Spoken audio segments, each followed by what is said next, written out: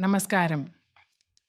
ഇന്ന് നമ്മളിവിടെ ചർച്ച ചെയ്യുന്നത് മറ്റൊരു വിഷയത്തെക്കുറിച്ചാണ്. അങ്ങനെ ആരും ചർച്ച ചെയ്യാത്ത ഒരു വിഷയം. എന്നാൽ ചിലർക്കിത് ഇഷ്ടപ്പെടണമെന്നില്ല. പക്ഷെ നമ്മൾ എന്തിനാണ് നമ്മൾ ജ്യോതിശാസ്ത്രത്തെ ആശ്രയിക്കുന്നത്? എന്തിനാണ് നമ്മൾ ജ്യോതിഷിയുടെ അടുത്ത് പോകുന്നത്? നമ്മുടെ കുടുംബത്തുള്ള പ്രശ്നങ്ങളും നമ്മുടെ സമാധാനവും എല്ലാം മാറിക്കിട്ടാനും നല്ല ഒരു ജീവിതം നയിക്കാനും സമ്പത്ത് മാത്രമല്ല സ്വസ്ഥതയും സമാധാനവും എല്ലാം നമ്മൾ നേടിയെടുക്കാൻ വേണ്ടിയിട്ടാണ് നല്ലൊരു ജീവിതം നയിക്കുക എന്നുള്ള ലക്ഷ്യത്തോടു കൂടിയാണ് നമ്മൾ ഒരു ജ്യോതിഷിയെ കാണുകയും അല്ലെങ്കിൽ ജ്യോതിശാസ്ത്ര പ്രകാരമുള്ള കർമ്മങ്ങൾ ചെയ്യുകയും എടുക്കുകയും ഒക്കെ ചെയ്യുന്നത്. നമുക്കിനി വിഷയത്തിലോട്ട് വരാം. നമ്മൾ കേട്ടിട്ടില്ലയോ, പലരും കേട്ടിട്ടില്ലേ, ബ്രാഹ്മണ ദോഷമുണ്ട്, അതുകൊണ്ടാണ് ബ്രാഹ്മണ ദോഷമുണ്ടെങ്കിൽ അത് നമുക്കവിടെ അത് പാടില്ല, ഇത് പാടില്ല. സത്യമാണത്. എനിക്കറിയാവുന്ന ഒരുപാട് ആൾക്കാർ നമ്മുടെ അടുത്ത് പല പ്രശ്നങ്ങളിലും വന്നിട്ടുണ്ട്. അതിൽ നിന്നും നമ്മൾ മനസ്സിലാക്കിയ ഒരു കാര്യമാണ്, കഴിവതും നമ്മൾ ബ്രാഹ്മണ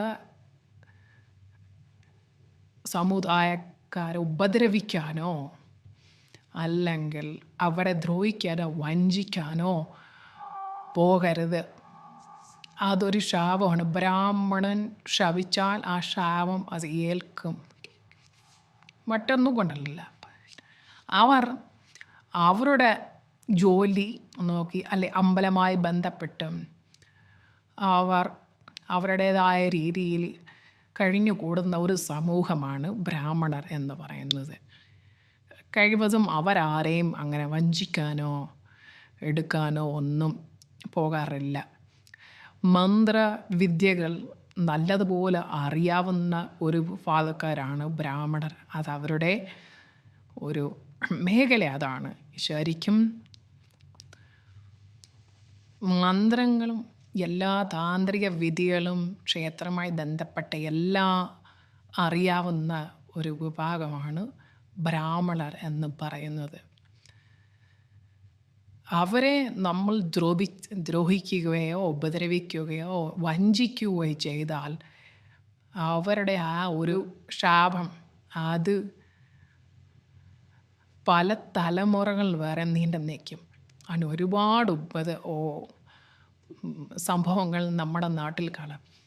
നിങ്ങൾ ശ്രദ്ധിച്ചു നോക്കി, ഏതെങ്കിലും ഒരു ബ്രാഹ്മണ കുടുംബത്തെ ദ്രോഹിക്കുകയോ ഉപദ്രവിക്കുകയോ ചെയ്തിട്ട് അവരുടെ ഏതെങ്കിലും സന്താനങ്ങൾ നല്ല രീതിയിൽ വാഴുകയോ ചെയ്യുന്ന നിങ്ങൾക്ക് നിങ്ങളുടെ അനുഭവത്തിൽ എവിടെയെങ്കിലും ഉണ്ടെങ്കിൽ നിങ്ങൾ സൂക്ഷിച്ചു നോക്കൂ.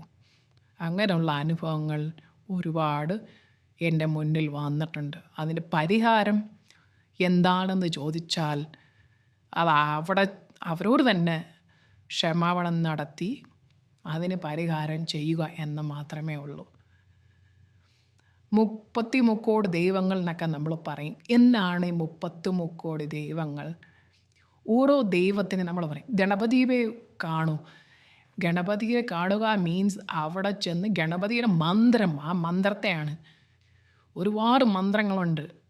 ഈ മന്ത്രങ്ങളെല്ലാം ആർക്കും കാണാപ്പാഠം പഠിക്കാൻ പറ്റില്ല. അതുകൊണ്ട് പറയുന്നതാണ് ഗണപതി കാണൂ, സരസ്വതി ദേവി എന്നർത്ഥം ആ മന്ത്രം ചൊല്ലുക, അതാണ്. ഓക്കെ, വീഡിയോ ഇഷ്ടപ്പെട്ടെങ്കിൽ ലൈക്ക് ചെയ്യുക, സബ്സ്ക്രൈബ് ചെയ്യുക. പുതിയ വീഡിയോയുമായി വീണ്ടും വരുന്നതാണ്. നന്ദി.